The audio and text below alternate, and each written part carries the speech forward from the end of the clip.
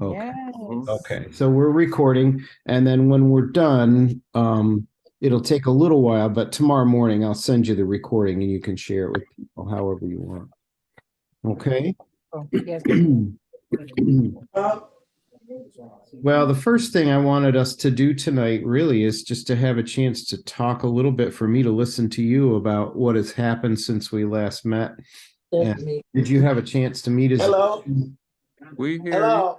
Hello, we can hear you. Okay, thank you. Can you hear us? Yes. Yay.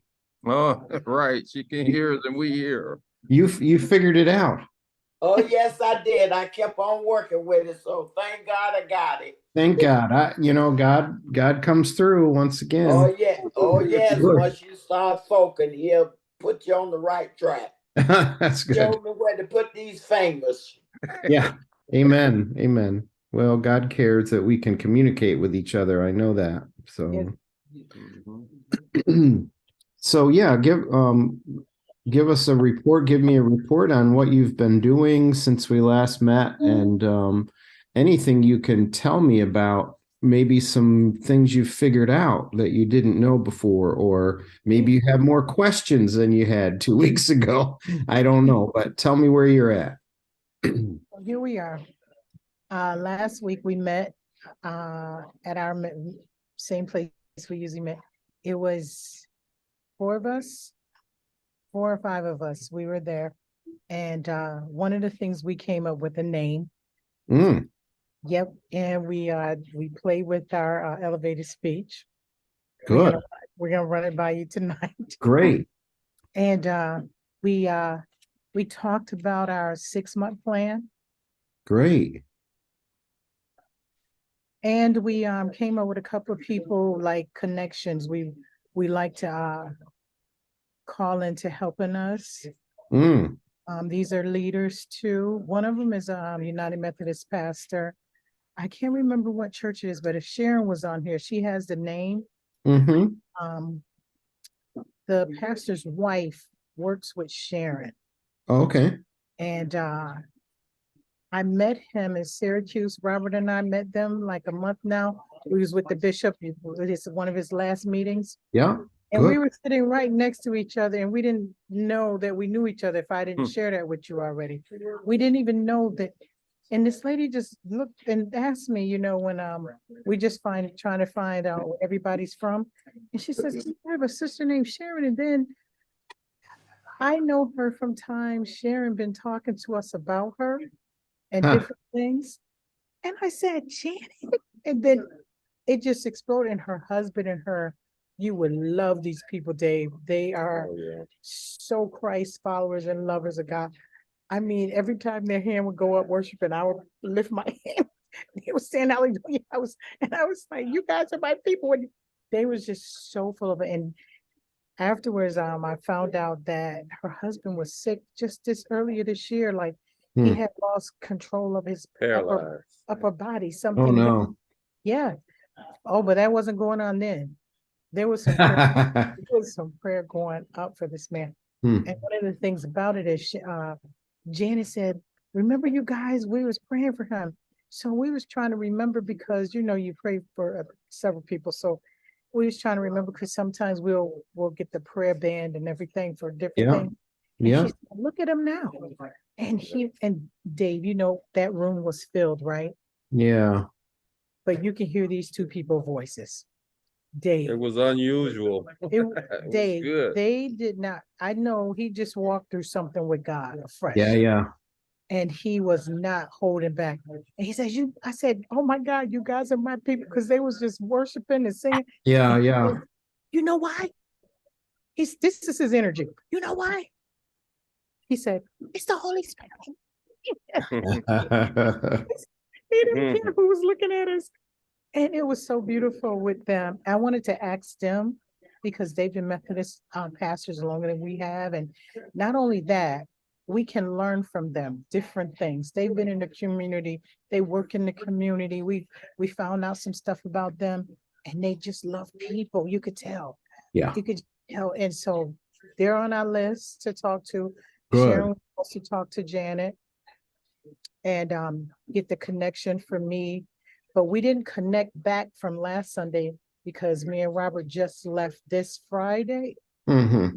We just left Friday to be away a couple of days. Yeah, good for And you. so we're gonna connect again this Sunday.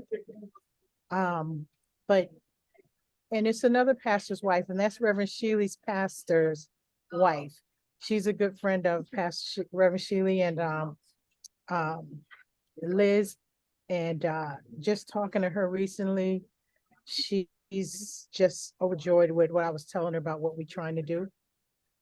And it was one more pastor. He's a pastor of a church called Faith Church, right there in Rochester. Mm-hmm. And they're doing everything we want to do. They have phenomenal youth ministry, phenomenal small groups. They doing everything we want to do. And every time we go to this church, it's like something leaps inside of us. Yeah, good. All Good. nationality of people. Now he fell in leadership by his mom was the pastor of that church, Mm-hmm. raised in a church. And when she passed on, she was already grooming him for that. Yeah. But him and his wife took over, and they doing a good job over there. And so we wanted to talk to them, and he told us this too. He said, let us know what we can do to help you. Yeah, that's really nice. Yeah, those are all great people to talk to. Wonderful. Mhm. And you're talking about diverse.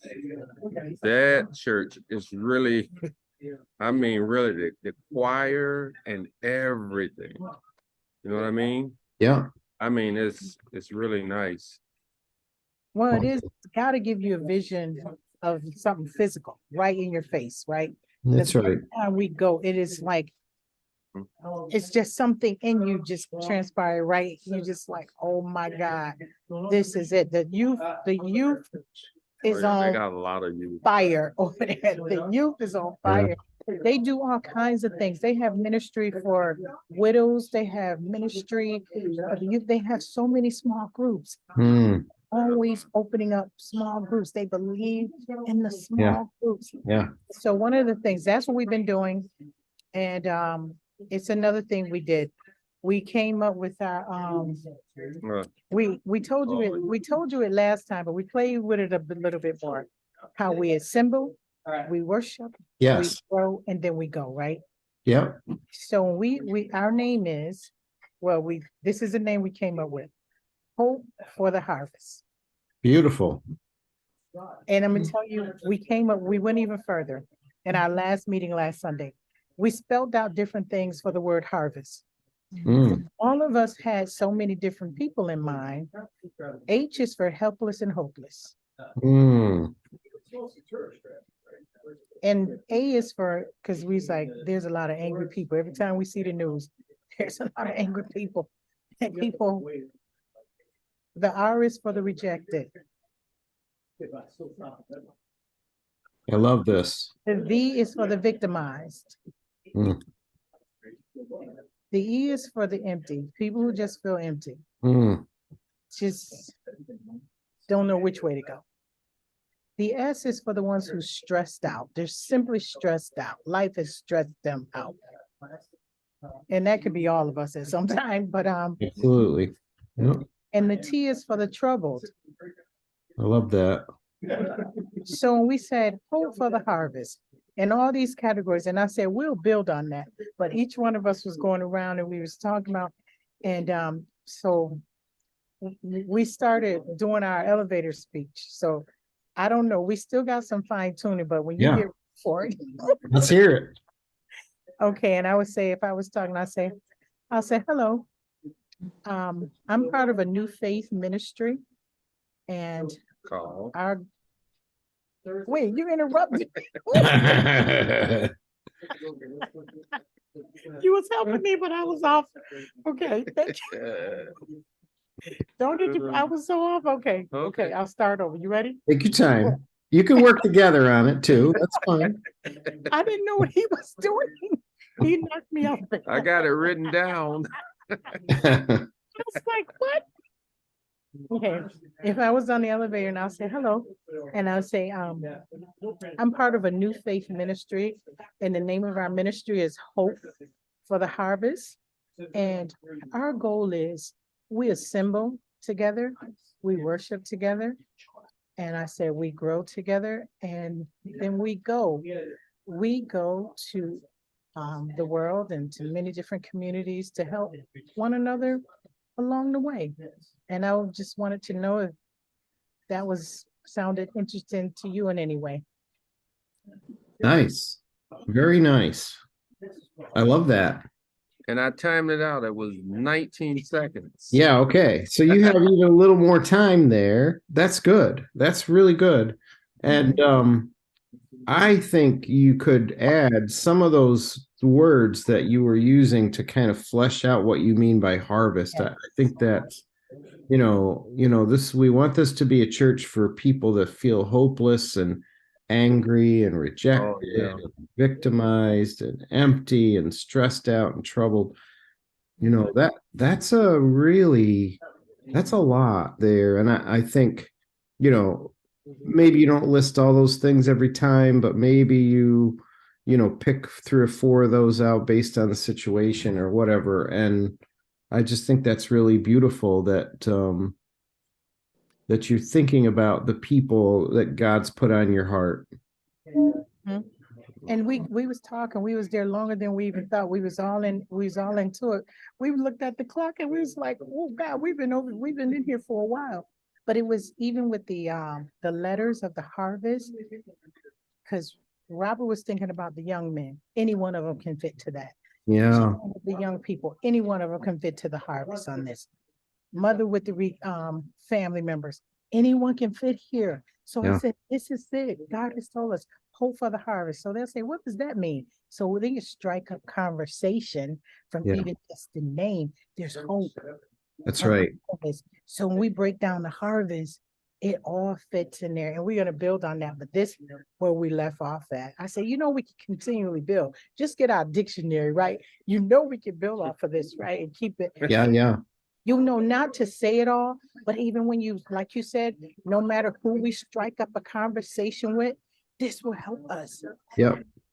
And this is a church we want to be able to minister to people Yeah. who feel like they're stressed out, just empty.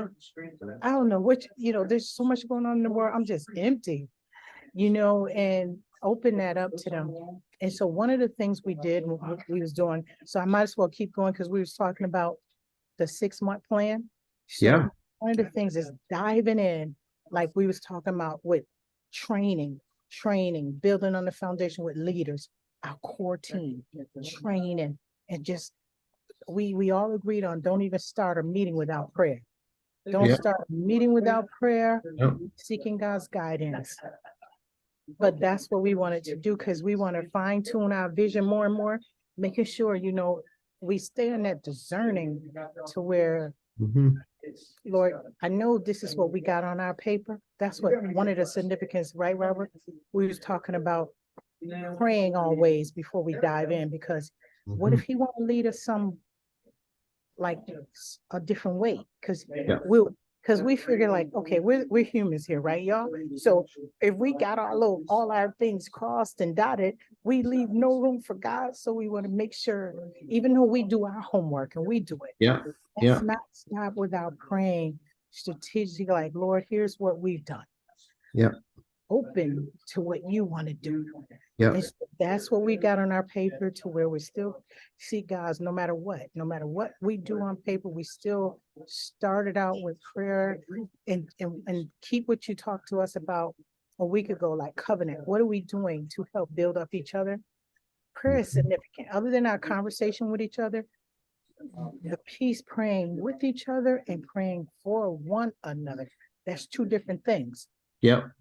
With each other and praying for each other, and being intentional, like asking each other, is there something you want to pray? Because one of the things D.S. Bonda used to do with us when we used to meet, about 10 of us, 12 of us, she had, and we all talked, a few of us talked about it since she's gone, and we would say, these are the things stay with us. Is it well with your soul? And so she tried to create this space for us because she knew ministry wasn't always easy. And you have your challenges, and ministry wasn't all that you did. And ministry wasn't all who you are. That's right. Ask, is it, and be intentional for us to be real with ourselves, real with God. No. And sometimes we had that testimony, Dave. No, it is not well with my soul. Mm-hmm. Be able to say that and not just think and say everything's good. No, I definitely need prayer. That's how we was sometimes, Dave. Before we even went on, we just stopped and prayed for that person. Yep. And that's key. That is so key right there. And Yes. before we left each other, we prayed together. And I was like, that's one of the things I said that my leader taught us how to do this. Prayer is key. No matter what we do right here, let's bring God right back in it. That's right. That's one of the things we said on our first before we go on, but we wanted to build that foundation and go. And the part of it is training, right? I don't care. Like, this is beautiful. Every time we get off the phone with you, we all be going, we going at it like, wasn't that beautiful? Oh my God, did you learn this? Did you? And Dave just so good with this, right? And one of the things Mother can tell you, we say this all the time, everything we've learned from you, Dave, we think this should be for all churches. I mean, what everybody, I don't care how long they've been doing ministry, right? We every single time we get off the phone, we are calling each other, talking like, wasn't that class good last night? Right at the moment we talk about it, because we just believe all churches need this. From the churches that we've served up under, and I'm gonna ask Reverend Shea to say something because he's a leader in his church. We need this. We all need this class that you offer. I wish we could have other leaders that we know, like, have this, no matter what their denomination is, they need it. And Dave, we also started putting that packet information together, but it's taking a little time. But once we get it all together, we want to let you know what we got before we start trying to train on it. So you're talking about like your disciple making, like these are the things that we think a person needs to think through and pray about and understand in order to live as a follower of Jesus. Is that what you're working on? Yeah, like his thing, okay, first is we talking about going out witnessing, and we don't even know who God is, who Jesus is, why we believe in the Bible, some basic theology. So we're putting that kind of stuff together, just the basics. You know what I mean? Remember I told you it was a real thick one. So bring it way, way, way down. Yeah, good. So that stuff though is for us first. Yeah, that is for us first. But it is the material that you can share with others as you apply your groups, right? And preach. That's good. Yeah. Because a lot of people really don't know, because you look at people that believe in got other beliefs and got other gods. They can just go on and on and on telling you this and telling you that, even though it's not true, but they showing you that they got some background on what they believe in. You know what I mean? Yeah. We could have been in church all our life and we can't even say who Jesus is. Well, when we use the language that's what made us have this conversation, because we can't speak for everybody, but it's a majority. It's a majority, not everybody, because somebody could. It's just not everybody, and that's the richness I think God has put in us. Let's all do it. You know how when you be in a church and the speaker give someone to come up to give their life to Christ, and they start the prayer. And so then what makes the people feel even more inviting, let us all say it together. There you go. It doesn't matter how long you've been and walking in your faith, you come and you says, Yeah. You ask the Lord to come into your life. And it feels good though. It feels good Yes. that you say it all over. You recommit all over again. So that's what I think what we trying to do is so rich. Like when we if you think you already got it, there's no need and no wonder in you. You just, I got this. No, so we, even though we think we know, because I just think, and this is me, I just think it's alive anyways. This information that we're talking about, the word of God, it just come alive in us all over. That's That right. we have this excitement all over. Why can't we do it together? So that's what I'm like, those first 2 months is like really dive in on that. So Yeah, then good, we can good. share it out. We are speaking the same thing. Right. We speaking the same thing. And then on the other side, Robert, we giving God room at all times to enrich us, Dave, even more. Mhm. Even more because it's deeper depths. We know this by now. Mhm. There is deeper depths. I don't care. And he just, you just be like amazed, like, I thought I knew something. That's right. And he do it every single time. That's And- right. And I think it's especially with going out witnessing Mhm, and then mhm. leading, say a person say, well, I want to give my life to Christ, and go, well, Exactly. we got to go find a pastor. Or Oh, we got to yeah. go find this person. No, That's right. you need to know how to do it. You know what I That's mean? right. So Amen. we'll have we're gonna put a little strip in there on that to help. They don't have to use those exact words. You can make up your own prayer. You know what I mean? That's right. As long as you're doing it the way it needs to be done. Yeah, yeah. Make it acceptable, you know? Oh, that's great. Yeah. No, I think you're on the right path, and you're doing this idea that we're going to work through it first, so that Mhm, it's deeper in us, mhm, Mm-hmm. mhm. and it's going to be more natural for us to then give it away to other leaders, and it'll be more natural for them because you've worked on it together. You don't assume Right. that you've got it all figured out. You're going to go deeper together too. I think that's a Mhm. wonderful idea. Right. That's good. Well, if I may just chime in, in Chime reference in, Rev. to the conversation that's being spoken, this is something that has been needed, as I stated before, as far as every church whom is being born or coming out of the ground, whichever way you want to look at it, to have this kind of information that you not only know yourself, but you share it with the members whom are going to be working with you on this particular project. I feel that our churches, especially, have lost so much by just, taking the initiative to believe that just because we say we've been called by God, and God gave us the leadership position in bringing people together, but just getting them inside of the building, there's more to it than that. You know. Also, I've been talking to certain of our church, which is already in existence, and I haven't gotten the chance to really sit and talk with them in reference to it, but each and every individual whom is a member of the church need to know these things. You know, we're at a point, again, as I state, just because I am the pastor, which is the head leader of the church, they say, you know, and we got our people in line who are going to do this, thus, and such. And the main body of the church is left out. Now, I heard Robert mention about going out and witnessing. There's a lot of people that I know will tell you when you start talking to them in reference to, witnessing to people. Well, we can tell them about Christ, and it takes the pastor to take them into the church. No, it does not. Right. You see, but we have to come to the point of that, and also you have to have something to offer to those in whom you're working with.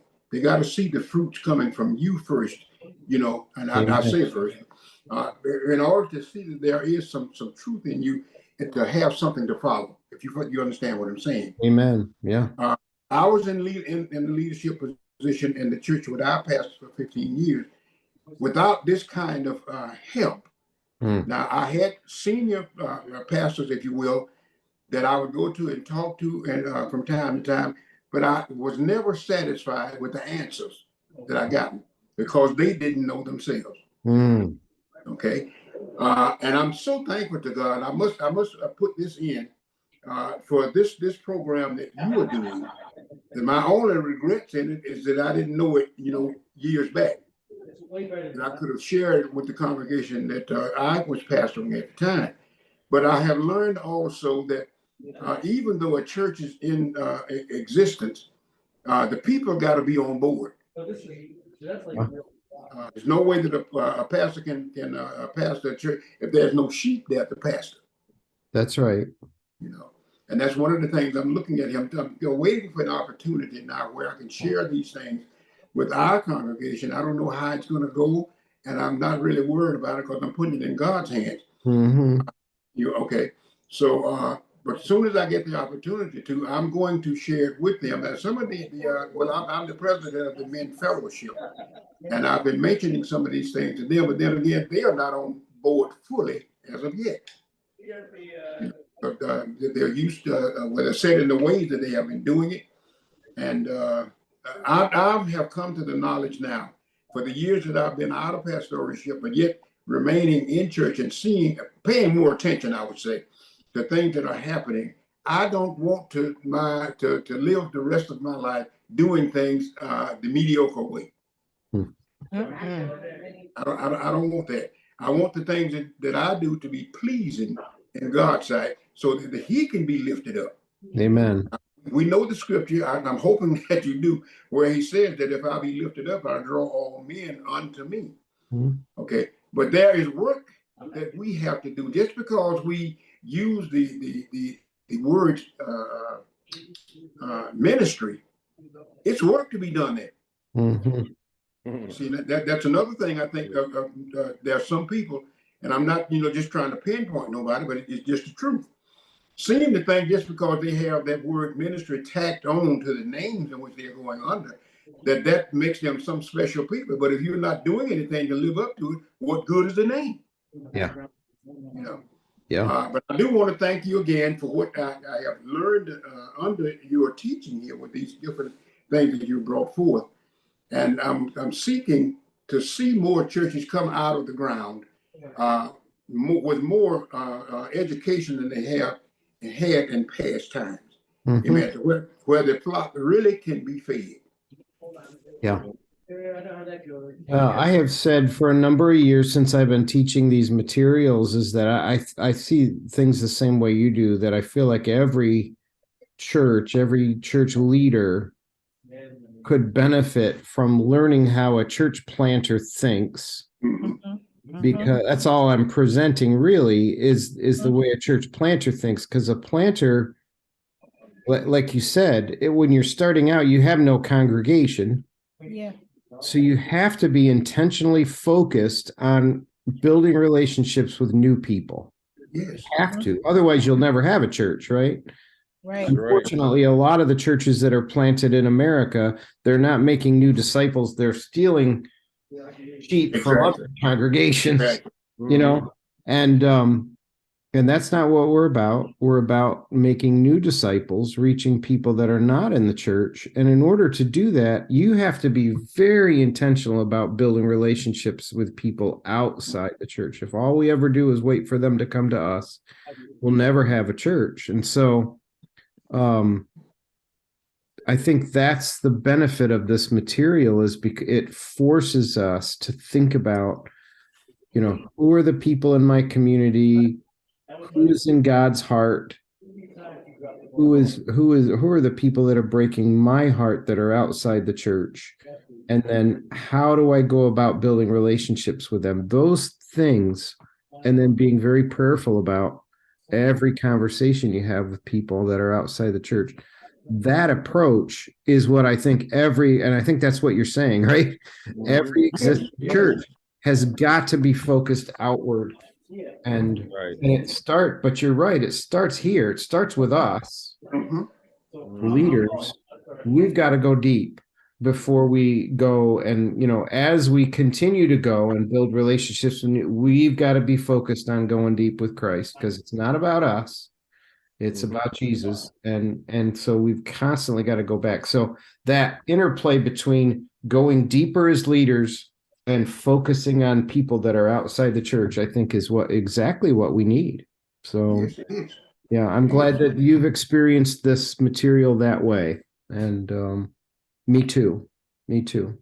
Yeah. Dave, you very know good. what? You know what you just showed me, like when I was listening to you say that a few minutes ago, when I was using the language, like the word, like getting more grounded in the words of, Hmm.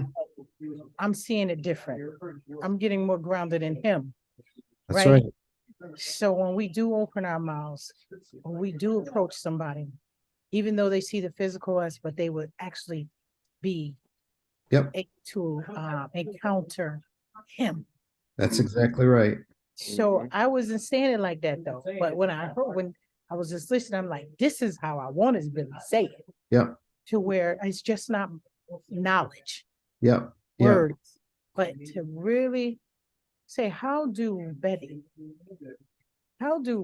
now I know I have a relationship with Christ, but I know it can be deeper, right? Mhm.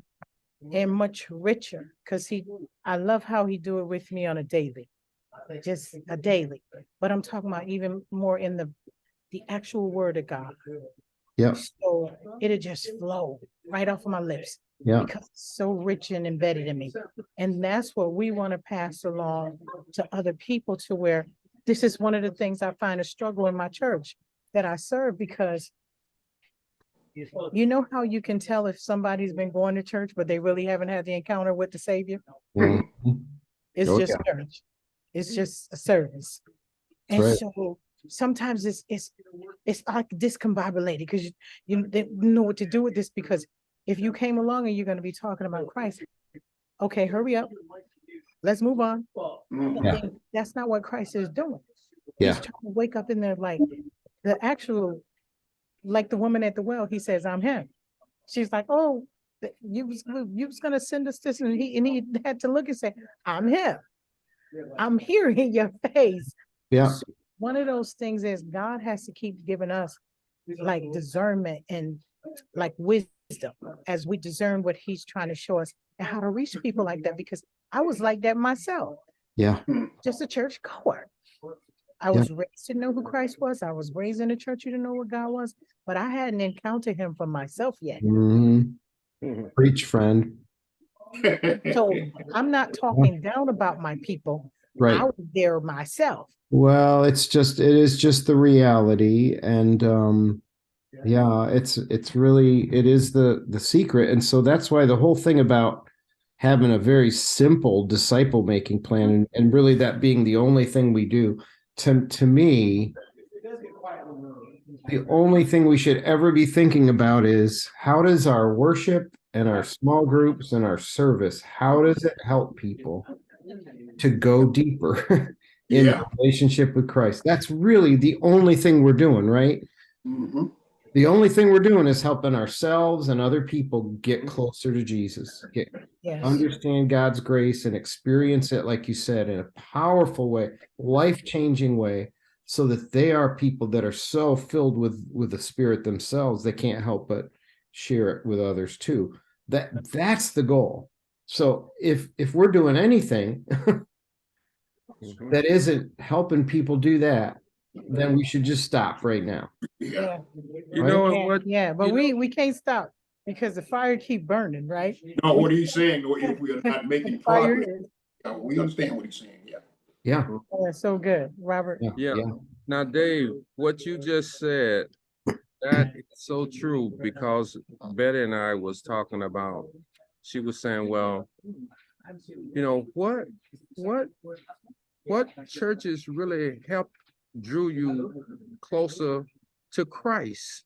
Mm, And I was telling her, through the training, especially the training that I went through for when I was gonna be ordained, right. because it was preparing us, and I say me, and make it personal.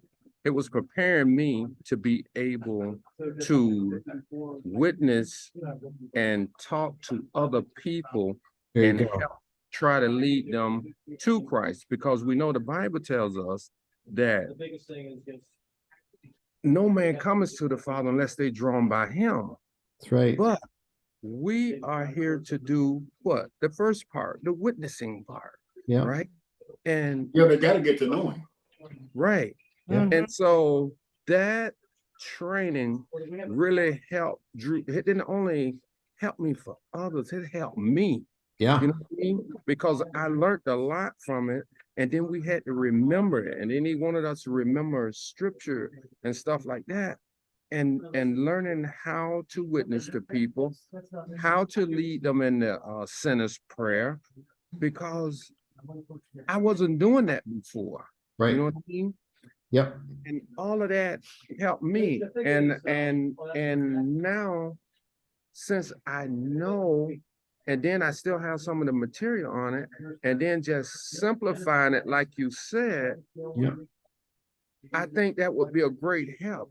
No, it's not going to be easy, because you're changing the way a person thinks. Yeah. You know what I mean? Yeah, But absolutely. if you want it, you can get it. Yep. And that stuff, I made it so personal. I used to study this stuff day and night. Mhm. Every day. I used to take it to work with me. Mhm. My managers and stuff at work, they used to say, "Oh, here come the Bible man." I Mhm. didn't care. I kept doing it every day, Yeah. Yeah. every single day. So that's why Well, I say that was so good. What you said, that's yeah. so Yeah. Well, thank you all for sharing where you are. And I'm just thrilled with the progress you've made together. I think you're really onto something. I love the name. I love the elevator speech. I love how you've broken down the word harvest. I think you've got a vision there that is really beautiful. And I don't have as much material to go over tonight. So it's good that we took this time to talk in the beginning, but I do have some to share. Okay. And so I'm going to share my screen right now. And Got your pen too? so we are again, we're talking tonight about the season of worshiping. Yes. And just to remind you of this little page that we've been looking at since Yeah. we've been together. Again, we're still, like you said, we're still discerning, we're still listening to the Spirit and listening to each other and listening to so the discernment isn't over yet. Yeah. Vision is getting sharper. I love the work you've done. The vision's getting sharper, but we don't know it all yet. Like you said, we're still humble before the Spirit, knowing the God, we're just human, like you said. right. We have been thinking about gathering new people, and that has to do with meeting people, having one-on-ones, and that list of people the connections you want to make. That's great. Keep making that list of people you want to talk to. But it's also about gathering a team, right? So keep thinking about, who's on your team already. Who else do you need? Yes. What are the other people you need? So you're still in that, you're going to be in that gathering mode. I promise you, friends. That's something you never stop. You're always working. That's what we say too. Yeah. It's just something you're always going to be asking God, please, we need more workers. We need more people to be on this team. And then the discipling you've worked on, you really have, I think, a good idea, and you're working on the right stuff to be putting together this little booklet. This is something we're going to work through together as a team. And this is going to be the booklet we hand to leaders to work with their small groups in the future too. I think, oh, that's brilliant, and keep working at that. And I'd love to look at it when you get it, and I'll give you my feedback. I'd love to do that. Okay. So we've come to this 5th season of planting, which is worshiping. And we're going to talk about, this kind of transition. You're headed for, hopefully, a date and a time when you're actually going to start to worship together with people. And I want to prepare you for that tonight a little bit. So as we get into the season of worshiping, don't ask yourselves, what kind of worship do I want? All of us have that, The question is, what kind of worship will connect with our target group? And you're describing hopeless people, angry people, rejected people, stressed people, empty people. What kind of worship will connect with them? And it's not an easy question to answer. But I think having those words and those people in mind is the key to knowing how to pray and how to talk to each other about worship. If that's who worship is for, those people that are empty and troubled and stressed out, then I think your worship at some point, every time you're together, is going to name the truth about the pain in people's lives. That's what I hear there. You're actually going to name that every time you're together. Friends, we're here not because we got it all together. We're here because we're stressed out and we're angry and we're empty inside. And we're here to seek the Spirit because it is only God's Spirit that can help us with those things. So that's why we're going to sing. That's why we're going to pray. That's why we're going to look at the Word of God today, because we know we've got stress in our life and we need help with it. We feel empty inside and we need Jesus to fill it. That's why we're here. You're going to talk about that every time you're together, friends. Amen. Okay? And all of a sudden your worship takes on very new meaning. You're not just getting together because this church is always worships together. That's what we're getting together because we're seeking God's face for this. And that's why it's so important to have your vision. Make sense? Yeah. Good sense. So what kind of worship's going to connect with people? So tell me, again, we'll just take a minute to talk right now. Do you have any clues about worship right now? Anything at all? What are you picturing, any of you? I am picturing variety. Okay. Variety. We've been introduced to more hymns than we ever had in our lives, even though we had it like from the African American side. We actually know and do it different.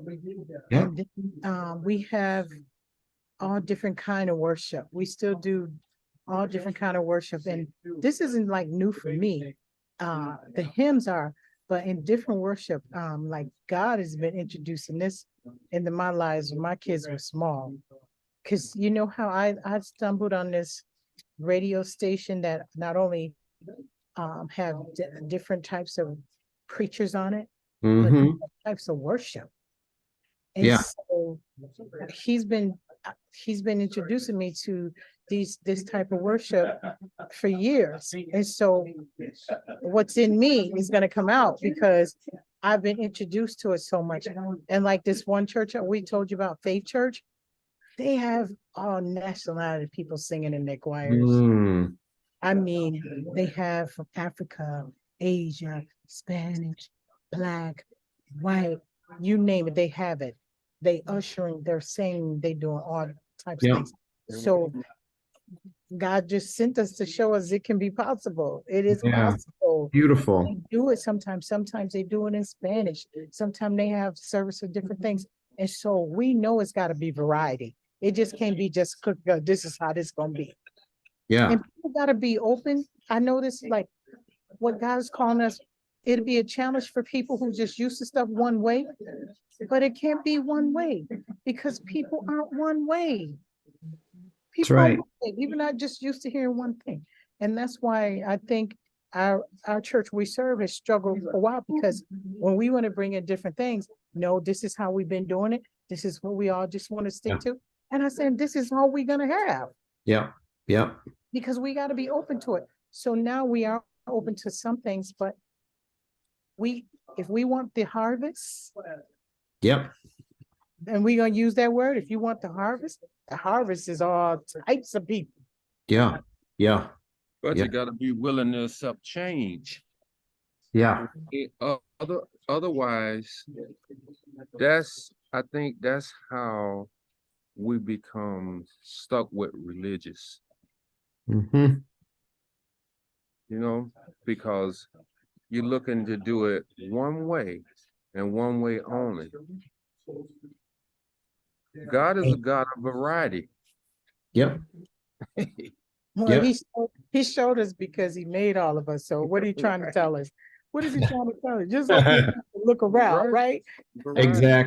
Exactly. No, I love that. So I hear the variety, and this is just maybe I've already said this here, but if you want variety in terms of people in Gotta the get it. congregation, you got to have it up front, right? Mhm. That's right.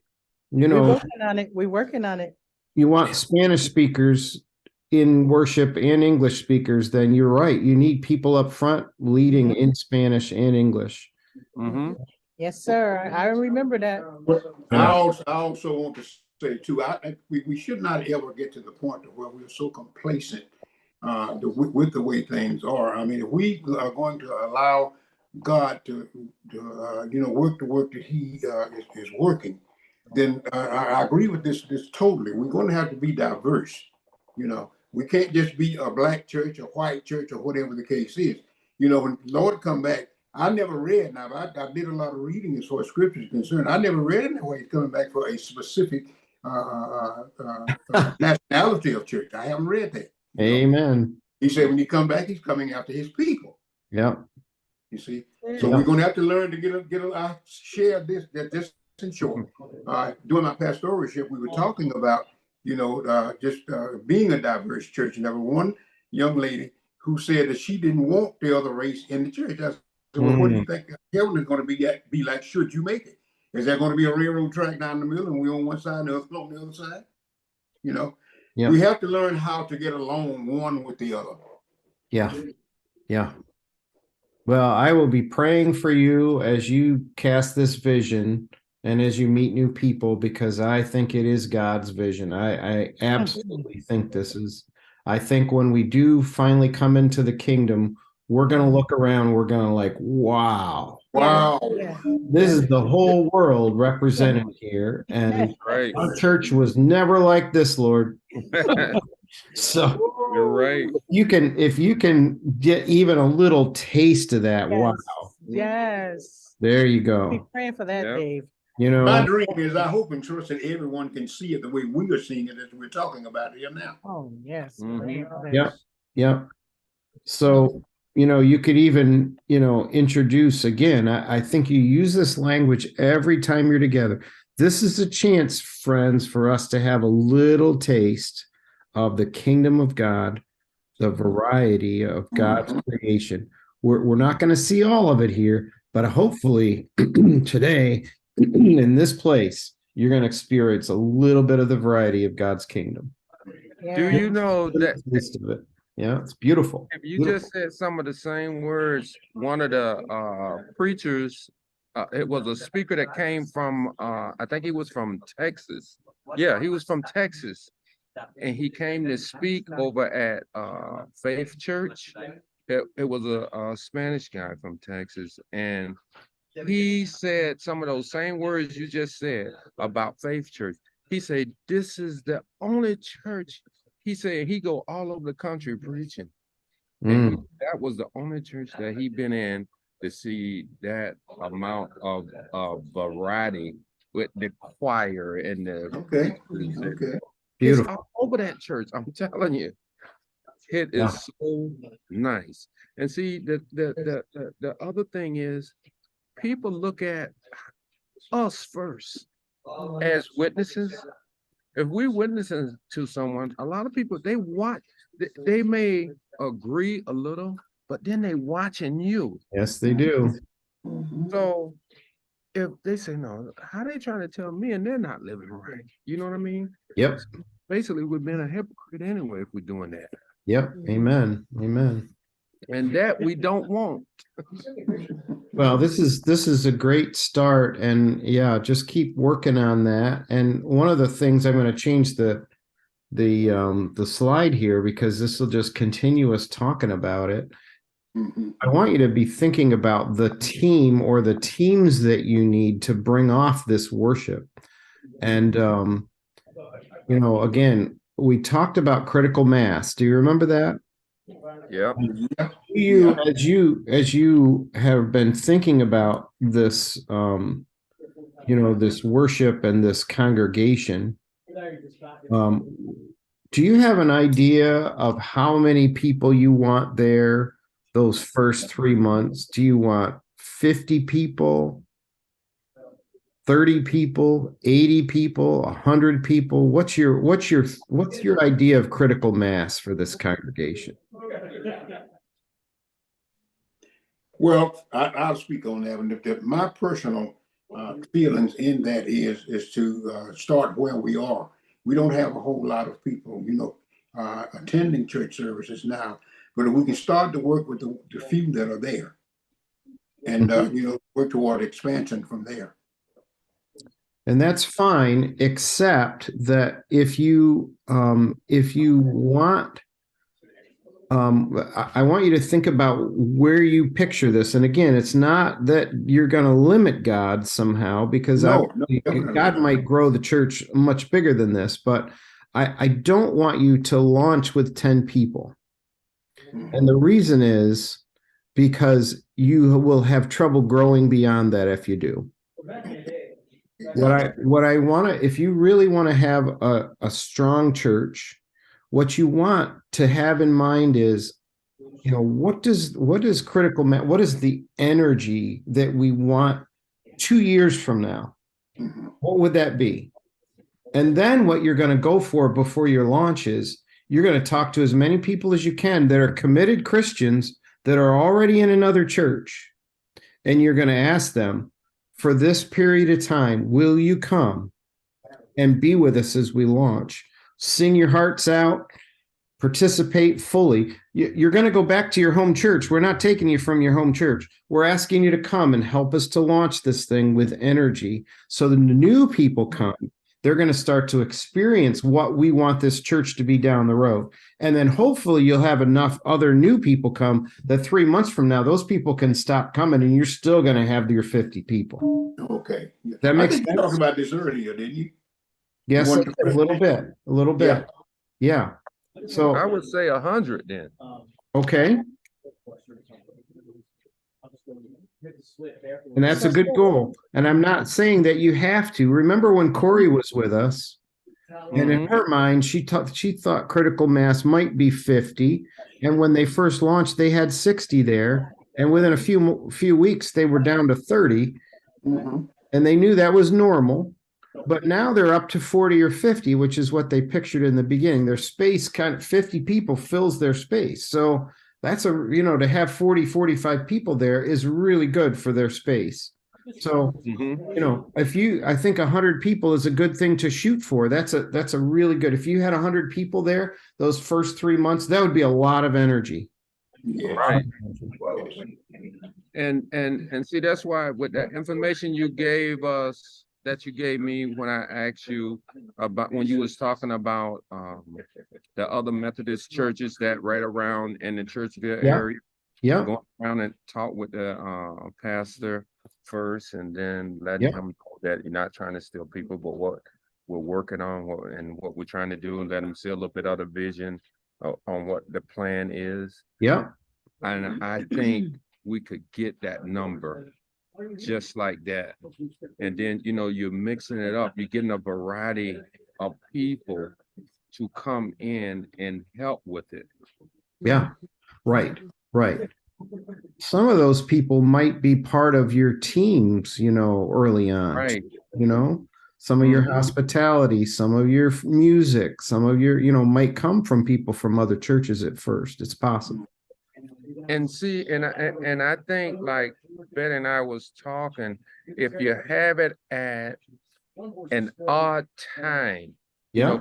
most churches, they're having a service like from 9 up until 9, 11, and it's just say from 9 to the ending time, like 1 or 2 o'clock. And say if we have church at 2:30, 3 o'clock in the Mhm. afternoon, all these are done. You know what I mean? So That's now right. you won't interfere with their service. That's right. Yep. So they would be able to commit to a short period of time. You know, like That's you say, you're not praying for life. You say a short period of time. That's right. That's right. And so I believe that definitely would work. Yeah. Because you're doing it at an odd time. Yep. Everybody's service is over. So And we there's got a someone out there's there. there's a number that Robert has given you, and that's, so part of what you're thinking about always as a team is, okay, if we want 100 people there as we launch, what's it going to take to get there? What are the steps, and that's what you're putting together in the 6-month plan. What are the things you do in the first month, knowing that that's where you want to get 6 months from now? What are the things you do in the second month to get there? How many people do you need committed by the third month? Just kind of lay out the plan that way. You're going to work on design, like we were just talking about, an experience that you believe will engage your community. Again, those hopeless people, those empty people, those stressed out people. What kind of experience will engage them? And then you're going to have a theory. What I mean by this is that you're going to have an idea in your head of the kind of worship experience that you think will engage them.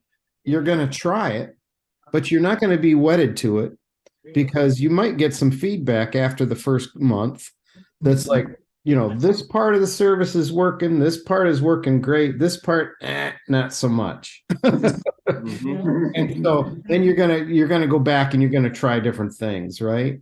And so you got a theory, you got a plan, but you're not too wedded to any parts of it. You're gonna be flexible, and you're going to try different things until you find the right worship style for your folks. So I had lunch with, actually I had a meet. I was sick with COVID, so we were going to have lunch, and we met over Zoom instead with the pastor of the church that we're going to right now. And again, it's a strong church. There's about 400 people that are active and worshiping every Sunday in 2 services. So they got a lot going for them. They had a leadership team meeting just about a month ago, and the pastor was telling me about it. And one of the things they've decided is they're going to have time in every worship service. They've never done this before, but they're going to have time in every worship service for somebody other than the pastor to get up front and to give a witness about what God's doing in their life. Oh, that sounds good. It might be just 3 minutes. It'll be short. But it's going to come somebody saying, this is what Jesus has done for me. And I want to share this with the congregation every single Sunday. So this congregation, again, the worship is very meaningful. I think the music is great. The prayer time that we have together is great. The pastor's sermons are already good. But even though they're doing really well, they're still looking for different things to try to make it even more meaningful. So you want to build that constant, new ideas, constantly trying to grow and make things better. From the very beginning, that's going to be your DNA in worship. We're always looking to make it better, more meaningful. Does that make sense? Yes. Lots of sense, Dave. I was trying to think about a realistic number, what I was thinking in my head, and trying to see who can I get to help me with this, like, other than just our team. And if we do, like Robert said, 100, you're going to have to get people who you already have to commit to at least 10 people. Yeah. And so I'm not going to say 100. I would say 50 to 60. And if we reach that, Okay. because we going into, we got to realize we're going into the cold months. Yeah. Right. And so one of the things we didn't share with you when we were talking about, when we was talking to you last about Easter. So we talked, and we was round the round table for a while, and Easter was a good day because of people, but then it would have been a good day for us because all of these different dynamics we was talking about.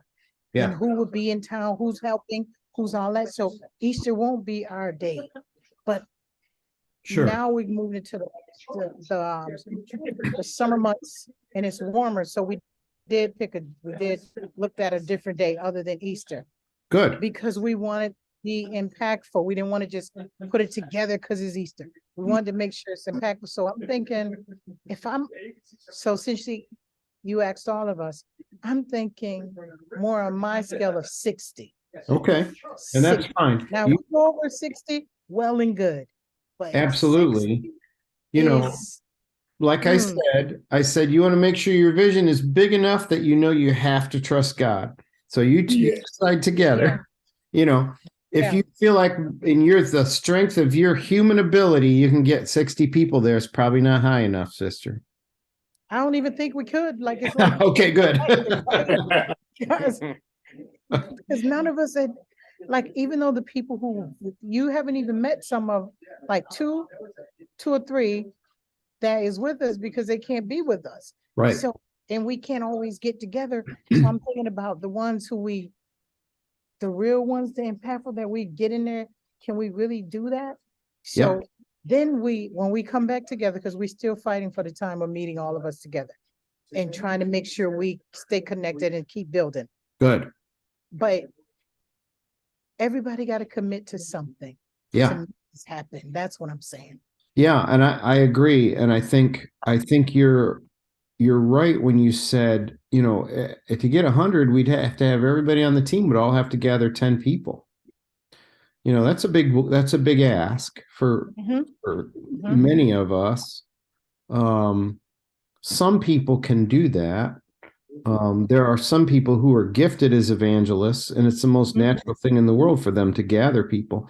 Some of the rest of us are introverts. Yeah.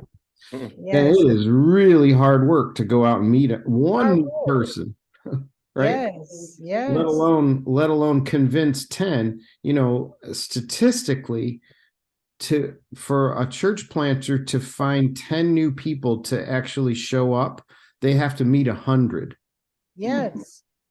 And even with my team now, like I'm saying to you, it's all kind of things that pulling for your attention just consistently, So I'm thinking realistically, I know this got to be big, but can we even pull off 10? Right. And so when we do, we got to be really intentional about what we going to use. And I was going to ask you this, I started thinking about how Jesus did, like he would use food with people. What do you think about that? Like you involve people with different things. Like I wanted to even use like some of the young people that I do know, they start driving like a year ago. They're driving and to like get some like, how you get like gas cards. Yeah. And to do things to get their attention and other than just come on, go with me to church or we're having a meeting, but like incentives to draw. What do you think about that, Dave? Well, I think God can use anything. Okay. Anything. And I think, I think about when I started in ministry, I was a youth director. We used to incentivize everything. Yes. So. Oh, sometimes you don't even get attention if you don't. Absolutely. I mean, we grew our youth group by promising things like, we're going to have a basketball tournament and, we're going to split everybody who comes into teams of 3 and the winning team is going to get, and we would say, we would put together money to make a real prize that kids actually really wanted. Yes. And that's how we grew that youth group. So, thank you. You have pretty girls coming to youth group. Yes. You mentioned that to teenage boys and they show up. Showing up. So whatever. Yeah, God can use any of that, and I have to tell you that one of the most gifted pastors that I know right now was in youth group when I was first starting out, and he came. The only reason he came was because he liked this girl at school, and he knew that she came to youth group. That was the only reason he came at first, until the Spirit got a hold of him. Okay. So whatever it takes, sister. I think you're thinking right. I mean, what is it that can incentivize people? Some people in our culture want to be involved in a project. They don't want to come and sit in a meeting. Right. They want to be doing something with their hands to make their community a better place. Maybe that's the incentive that gets some people. Yeah, and then it is I don't know. definitely when my.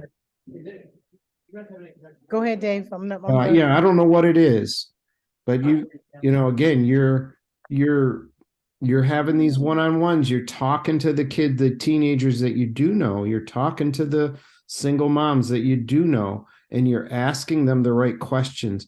What kind of a thing would make you interested to actually show up? Yeah. What would motivate you to actually come? And people who knows what you're going to learn. Yeah. When you listen to people. people. So true. Once you open it up, they open up to you. Yeah, that's right. It's all about relationships. So yeah, whatever it takes. So let's talk about building a worship team. Again, I don't have a lot of material here, but I want to get through some of this. We're only about 15 or 20 minutes away from 8:00. Based on your vision for worship, determine what task teams you need. So I'm thinking about a lot of churches. You got 60 people coming to worship. What do you need in terms of, are you picturing somebody at the door to greet them? Mm-hmm. Picturing somebody, that's going to help new folks find where the bathroom is? So there's some hospitality. How many people do you need for that? You want a variety of people up front. What does that mean in terms of music? What kind of musicians are you going to have? How many people are you going to have singing? So you've got a music team, you've got a hospitality team at least, I think. What else do you need? Those are things you got to think about. Do you have somebody doing sound? Well, we do right now, but we got to make sure he's available. Yeah, right. So who are the people, make a list of those teams, and then do not launch until you have enough persons on each team to be sustainable for at least 3 months. So we're talking about getting commitments, right? Right. So you want to ask, not just, can you come and help us launch the first week? But can you come and be the sound person for 3 months? Can you come for 3 months and be there every single time we worship to help sing? Because you got a beautiful voice and we need your voice up front. Can you come and play guitar? Maybe it's not every week, but maybe it's every other week. And so we know we needed somebody else to commit, to play the piano or to play drums or whatever you're going to have. So you're thinking through, what do we need? And then you're looking for commitments to be sustainable for at least those 3 months. And again, we talked about this before. Your team will always be in recruiting mode for new people, because you as the leaders, you're gonna like say, praise you, Jesus, when you have commitments for the first 3 months, but you're immediately going to be thinking, okay, what's going to happen on the Sunday the 3 months is up? You're going to need to have people committed to that next 3 months too, right? So you're always looking at trying to find people that are maybe more permanent part of the team. It's going to be their church. They're not just coming from another church to help you. You're always looking for those new people and what their gifts are. So repeat that with me. The leadership team will always be in recruiting mode. For new people. Yeah, you just have to, as a leader, you have to always be thinking about that. Okay. So I'm going to go to the next slide. I want you to think about branding a little bit. And again, this is another piece about, this is the way a church planter has to think. That's not the way most church people think. Branding in our culture simply means, how will you be recognizable in your community? How will you be recognizable? How will people notice and understand what Hope for the Harvest is all about? So I don't know if anybody on your team are artists, but Hope for the Harvest could be a very visual, right? Mhm. What does a harvest look like?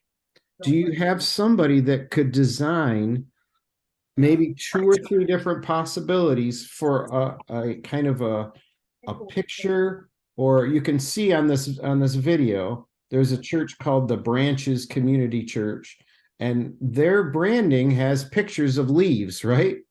Mm-hmm. And there's a church that was planted called the Bridge, and their sign that very clearly has a picture of a bridge in the background.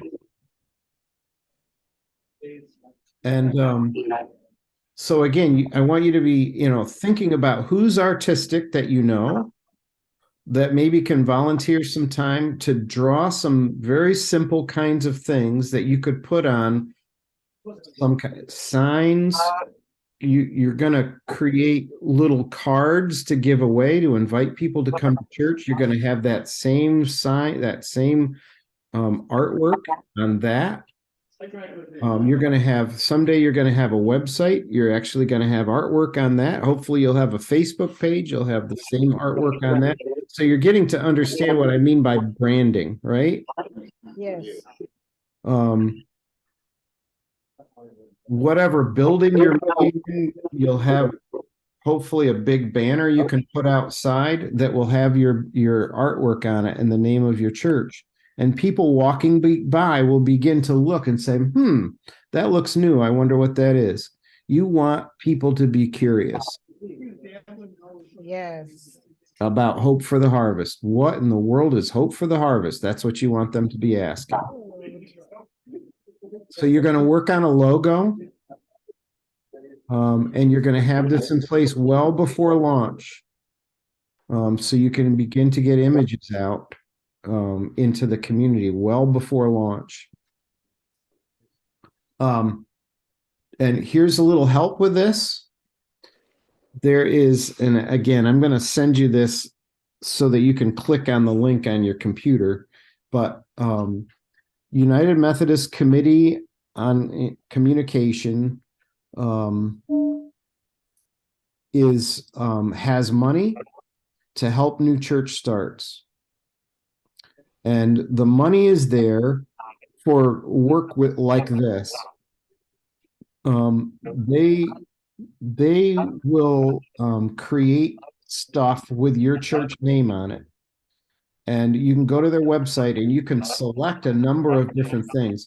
And basically you apply and then you give them my name and they reach out to me and they just make a phone call and they say, is this really a church start that's part of Upper New York Conference? And if I say yes, then they make, I don't know how much it is now. It might be around $1,000 worth of materials available. And you can choose things like promotional things like pens. I know if you have artwork, they will create like a large poster you can put up. But it's important to have artwork before you reach out to them.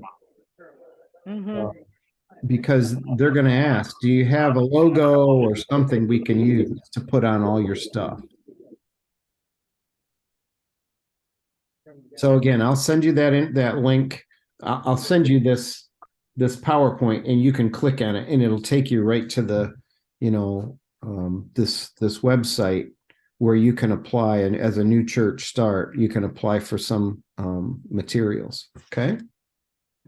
Yes. Okay, just a couple more slides and then we'll talk a little more before we're done. I think I talked about this. I know that Corey did when she was describing her church start.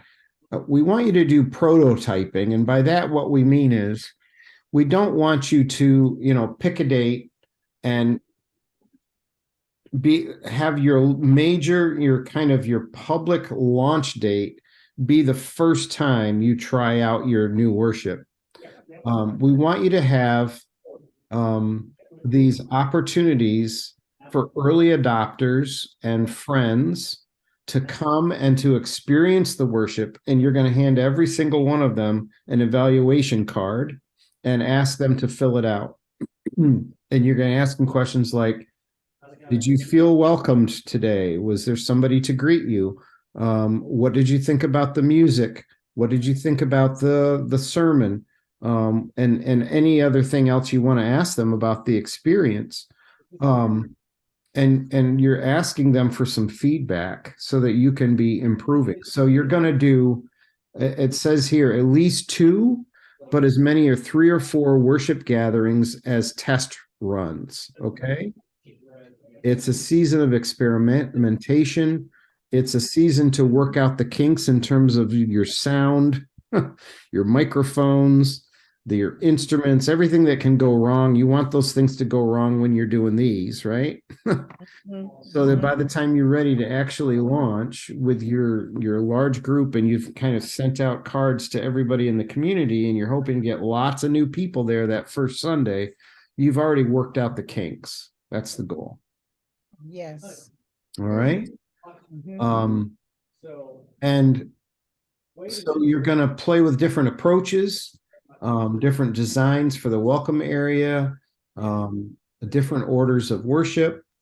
Like you said, a variety of music, a variety of leaders up front, and different ways of doing hospitality. I don't know if you can see this little picture here. This is a picture that was taken at a church that was started in upstate New York in a mall. And they had rented a space in a mall. And you can see in the background this big open door, right, where people could come in from the main mall area. And they had to work quite a bit about how to use this space to welcome new people. And they put up these tables where new people could walk in and they could pick up materials and things about the church. And then they could kind of show people like where the bathrooms were and like how to get into worship and things like that. They also gave away free, you can see the lemonade stand. That was one of their ideas for hospitality. They wanted young families to come. So they said, well, we're not just going to serve coffee and tea then. We're going to serve lemonade and we're going to serve snacks. And after church, we're going to have cupcakes and things like that. So those are the kind of things that I want you to play around with and get feedback on. And if you're going to provide some kind of food, you could ask for that feedback too. Are there, we provided these drinks for you today. Are there other things that you wish we had here for you when you come? Those kinds of questions. That makes sense? Makes Yes. sense. Okay. So that's prototyping. You want to,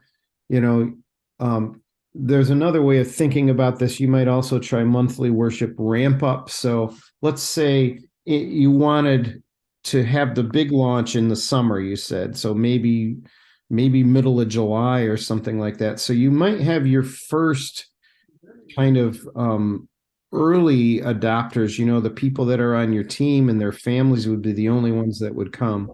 You might do that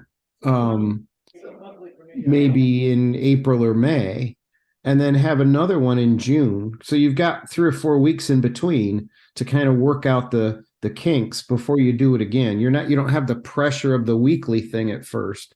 So you might do kind of a monthly worship before you do the weekly thing. Those practice things might be more spread out by a few weeks. Okay. Okay, sounds planned. All right. So that's all the material I have to share.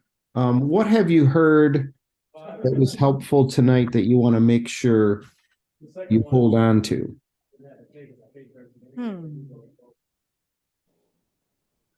And what action steps do you have in mind?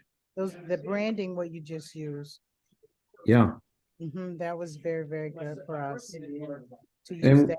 To make what are the sure- action steps that have to be taken to be ready to do that? Well, you did say, make sure, all of these things will be done before we're ready to launch. Artistry, the people who's gonna do it for us, make sure we have our visual. Um, Mhm. Do you have somebody who's artistic on the team? I thought Robert was, but I found out it's not Robert. Uh, So I gotta ask my daughter though, maybe she knows somebody. There you go. Maybe my daughter do.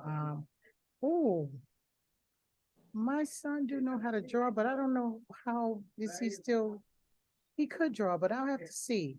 Cause maybe he knows somebody. Mhm. Yeah, I can ask him. I've seen him draw little things, but I don't know how often he do stuff. But I'll have to ask him if he knows somebody. Yeah. What does Hope for the Harvest look like? Something Yeah, to play with, right? yeah, yeah. I could picture like a logo with a diverse picture of people, of all different nationalities, Hmm. um, with also from little babies, in different ages, of just a variety of people, just a picture. Nice. And you're seeing that it's a picture of with a variety of people and from all different nationalities. Yeah. I think that's a great harvest picture. Yeah. A logo should be quite simple. I remember somewhere I saw a logo once and it was just a variety of hands. I don't know if this is United Way or Yeah, we saw that too. hands were kind of coming. I can't do it.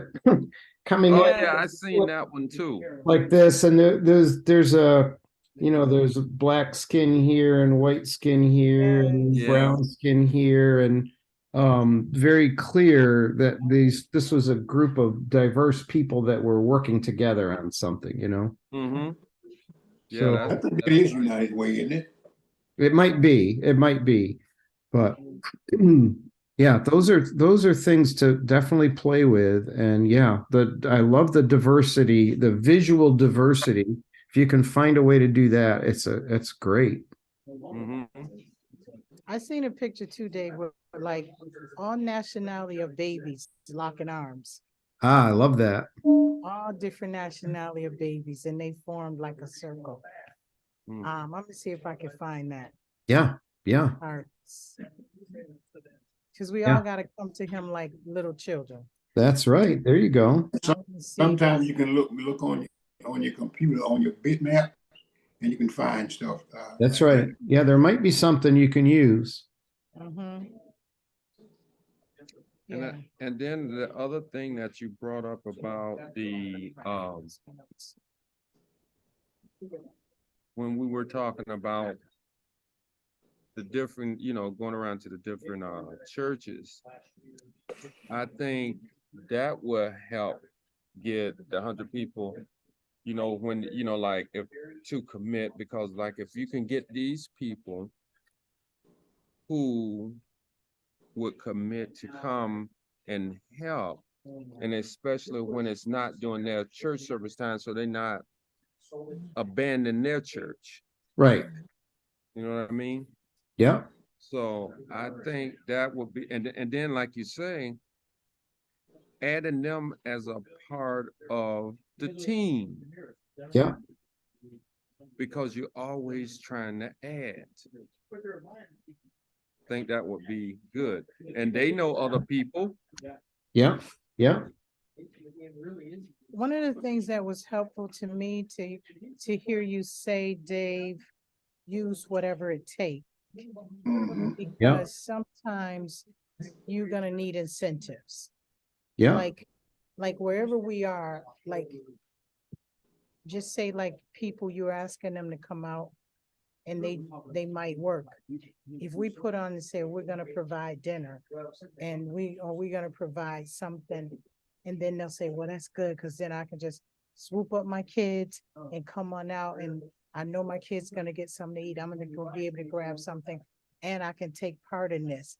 Then Yep. they think, gotta do dinner first. or I gotta do something else. And then I'm gonna look into some smart little kids, some young kids who might can help other little kids with homework while their mom and offer to give them something. Yeah. That's what I was thinking of because Yeah. sometimes people got so much stuff to do, they can't be a part of it. Like Yep. me and Robert don't have small kids anymore. So, but we got to think about the people who we want us to help. They got small kids, Absolutely. and they be like, I gotta get off of work, then go get my children, then go try to feed them. They're not good. They might say, I want to be a part, but I got too much going on. So Yep. we got to think about all of that and to put it in place so they can just bring their children and know their kids are going to get what they need and they're going to get what they need and they can help us. But Yep. that was how I said that. I want to tell you a story about one of the most exciting new faith communities that was planted in upstate New York since I've been in this job. A woman was a pastor in a community, and she for years was trying to get, she knew some young women that were mothers in the community because there was a nursery school, that she would go to visit and be a part of. And she was always, she had good relationships with a lot of these mothers, would invite them to come, and they would say, I want to get to your church. It just seems like it's so hard to get there. And they never came. They had good intentions, but they never came. So one day she was with a couple of them and she said, what kind of a thing could you come to? And they said, the hardest part about life right now is I get out of work, my kids are off school. I am in this constant mode of craziness, trying to get dinner, trying to get the kids to get their homework done, and just to get ready for bed before 10 o'clock at night. It's just this crazy life that we have. Mhm. So if there was a thing that was held at night in the late afternoon, so I didn't have to cook a meal and clean up a meal, and the kids had somebody to help them do homework, so I wasn't always the only one, I would come. So this pastor found a few people from the church to help her to cook a meal, and once a week they started offering this thing.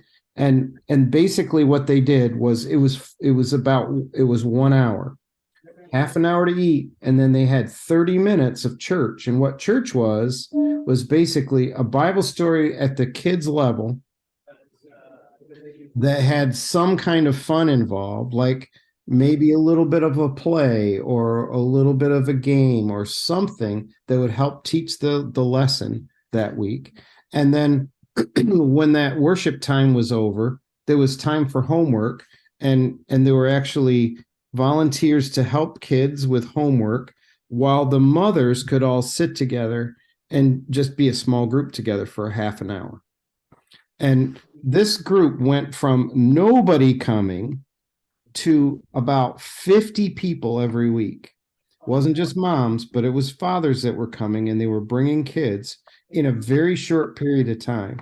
And it was about providing food so the mothers didn't have to cook and clean up, but it also provided a chance for the kids to do homework and a chance for the mothers and fathers to actually sit together with adults and have a conversation about their life together.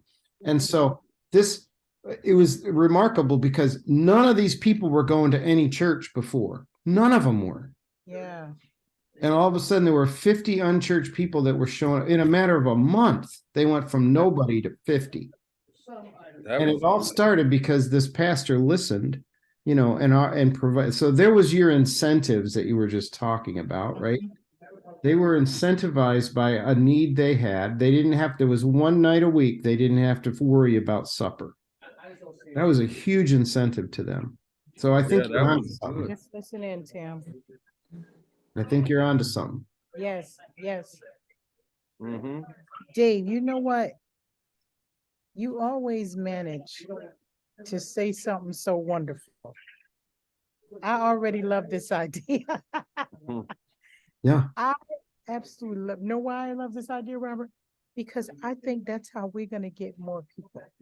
If we can meet the need We can meet the need because there are so many single parents Yep. or even parents that have two people in the home, but need that.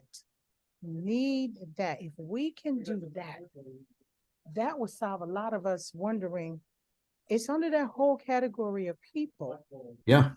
We can provide this Yep.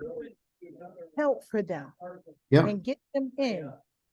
Because one of the, I don't know, you probably don't know Dr. Bowie, but he came to Bishop Webb brought him in a month or so ago. And one of the things, if I shared this with you, forgive me, but he said when his mom was alive, he had this thought about holy smokes.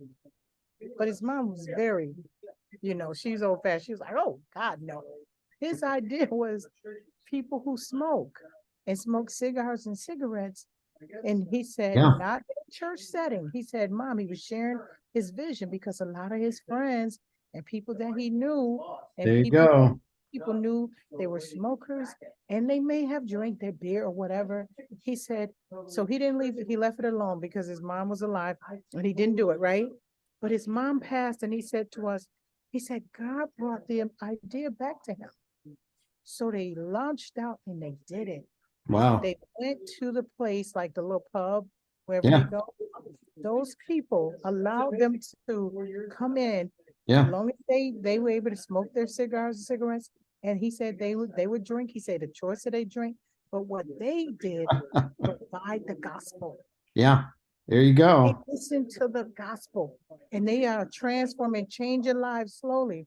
Yeah. And sooner or later, they're putting down this and they're putting down that. I love that. The Lord brought it back. Holy smokes.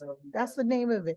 And that's what they're doing. He was encouraging us, leaders he was talking to that day, because he said he used a parable, but I can't remember it right offhand, but I know what I'm talking about. I can remember it. Jesus came outside of the box. He did not come in the norm. We got to think, and he said in his prayer time that day, he said, I believe God is telling us outside the box. Yeah. Outside the box. If you're going to, and I'm going to talk to my team about what you just shared. I Yeah. think, And if you want to talk to the woman that started that, I could connect you with her. Her name's Debbie. And oh, yes. yeah. Yes. What do you think? Because that's how Jesus is. He provided a need for people. Yeah. And he physically showed us meet the need. Yep. And then give them the gospel. That's right. You've met That's the right. need. Yeah. And we didn't really know where we wanted to go with it. And you've always talked about like a project, right? That's another thing you share with us. Some Yeah. just want to be a part of a project. There Well- may be somebody who might say, I'll fix the meal, but they don't know God is just going to use them to fix the meal, but he's going to be reaching out to them. That's right. There are people who just love to cook, right? And you need a team of people that love to cook, and you've got a really powerful thing there. They don't have to be church people. They don't have to be church people. They just need to love to cook. And then, God'll use getting them there. We're going to help Sister Sheely help us with that because she loves to cook. So we can put her over that and we'll help her recruit other people. There you go. We can help. Good idea, Dave. Can we? Objection, Your Honor. Uh-oh. I don't see that. What the rep say? I didn't hear. Nothing. That I didn't hear we said. Nothing. All right. So we're just about out of time. I'm gonna share my screen again. Because this is your homework for next time. A week from today is our last time together. And it's not going to be about what I present next time. It's going to be about what you present, and we'll talk about it. But what I want you to do is basically a 6-month timeline, and it's going to look like this. We're going to look at this together in more detail in just a minute, but that's what I want it to look like when you're done. But you're going to, again, you could use maybe Post-it notes don't work for you, but some kind of way of making a list of everything that you need to do to get ready to launch in the summer, right? Everything that needs to get done. And then you're going to just start to plug in those things on the different months. Don't worry about that Appendix D thing. you're going to create a chart, and it can be, let's see, if you're thinking about a launch in July, that's actually like 7 months, right? So it could be a 7-month chart. And you're going to start just adding things so that they're timelined and they're going to build on each other. So what I want you to do is to start at the end. Start with, your actual public worship launch, write the date at the bottom. And then you're going to work back from there. What are the things that you need in place a month before you launch?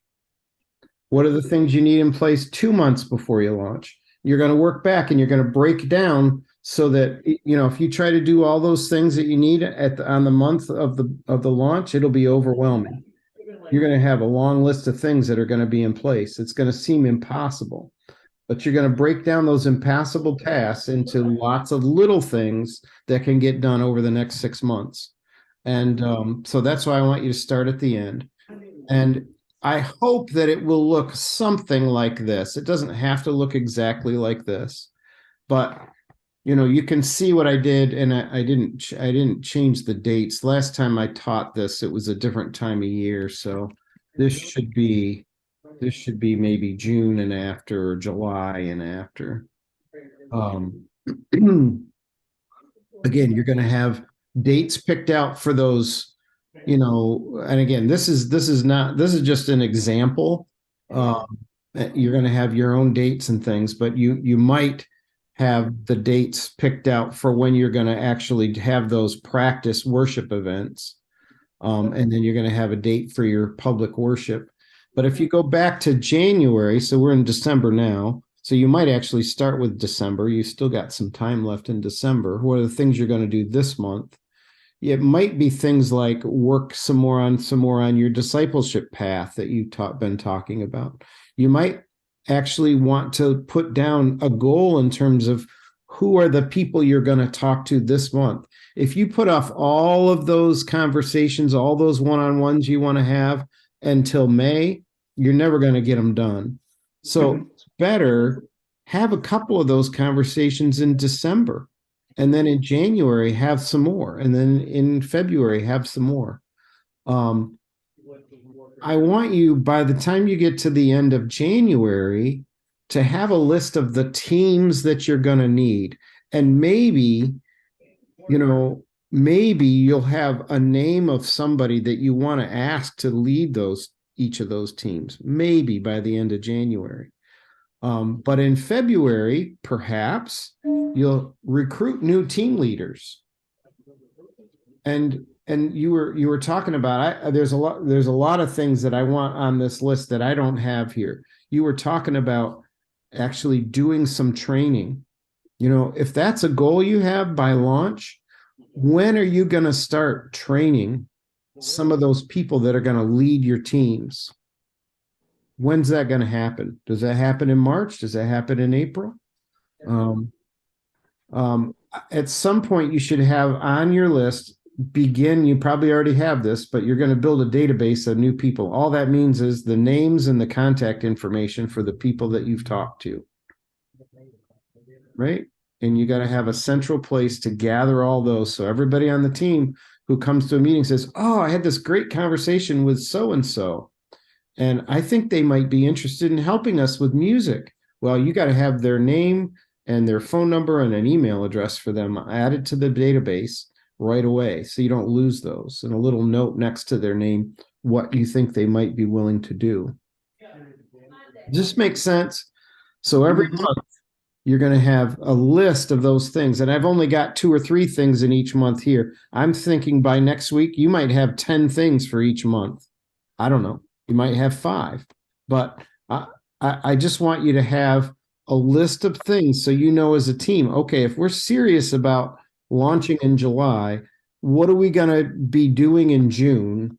What are we going to be doing in May? What are we going to be doing in April? So that you all know as a team, this is our plan. That's what I want you to leave with a week from now. Does that make sense? Yes. Any questions about that? No. When do you want to have a finalized logo? I put March, but maybe it's February, maybe it's April. You have to decide on those things. Um, okay. Dave, what is this at the bottom, July, taste and see worship? Is that a name they had? No. That's what we talked about tonight, where you would just maybe have 3 practices. Taste Gotcha. and see worship is just a chance for family and friends to come and just get a taste of what it's like and give you some feedback. That's all it means. I Okay. like the name. Yes. Yeah. You can see under June, give out 1,000 invite cards. Now that's just something that church planters, that's kind of a best practice that we haven't really talked about. But one of the things that you could have printed, once you get your logo, the name of your church, and then some kind of a logo with it, you could have on the front, and then on the back it could be blank, because and maybe you'd have 1,000 of these, or you'd have 10,000 of these made or something, so that every time you have an event or a special worship series or something, you can print on the back easy invitation cards for people to use. And church planters, if they're say they're in their mind, their critical mass is 150 is what they're going for. They might think in their mind, we need to give out 1,000 invitations to get 150 people there.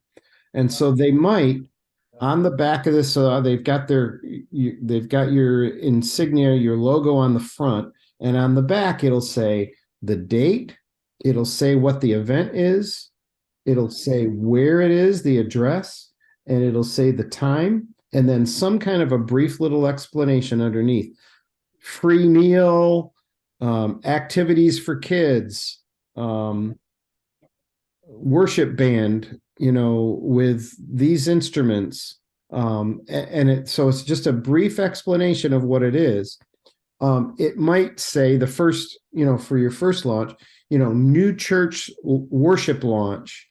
And it might say, what you're giving away that week and where, again, all the details so that people have it. You want to put those in the hands of everybody on your team, and you want to set a goal. And I said, give out 1,000 invite cards. Maybe your goal is to give out 100, but everybody on your team is going to give out 10. That makes sense? Yes. So I want you to have that idea of an invitation card. Churches that do this well give out invitation cards to their people every time they're going to do something in the first year. So, churches that I've seen that have done this really well, say they're, they've got some kind of a big event coming up, and they give out these cards in worship on a Sunday 3 weeks before the event, and they ask everybody, please take these and give these out to people that you work with, people in your neighborhood. You want to give something to them that makes it very easy for them to make an invitation, because all the information's on the card. They don't have to be a perfect, speaker to explain what it is. It's all on the card. You want to make it easy for them. Okay? Yes. That's something to work toward too. Yes. So any questions about your homework? Again, I'm not going to be doing a lot of talking next time. Hopefully, you as a team are going to have something like this, and maybe you'll have 6 different documents. You don't have to lay it out the same way I did on one piece of paper. You might have, a page for January, a page for February, a page for March. You decide how you want to make that presentation. You're just going to be sharing it with me, so you don't have to worry about sharing it with a lot of people. But you could share it with me, and then we'll talk. Sounds good, Dave. A lot of homework. Yes. So But it's good. I'll be praying for you this week. Please. Well, we'll be praying for you. Thank you. Dave, you'll send me the PowerPoint, and I'll make sure everybody gets some. As soon as we're done, I'll send that out to you. Yeah. Okay. Thank you, Dave, and you're probably not all the way over that coming to us tonight. I'm better. I'm not 100%, but I think I'm about 90, thanks be to God. But you're right. I'm tired, so Okay. not quite there yet. Get you some rest. That's what I'm gonna do. Thank you. Thank So, you. I'll be in touch. I'll send you that email, and then we'll look forward to talking next week. Okay. Dave. Thank Keep you, up the Dave. great work. Thank you. Be All right. blessed. Have a great night. Bye. Bye-bye. Bye-bye. Bye.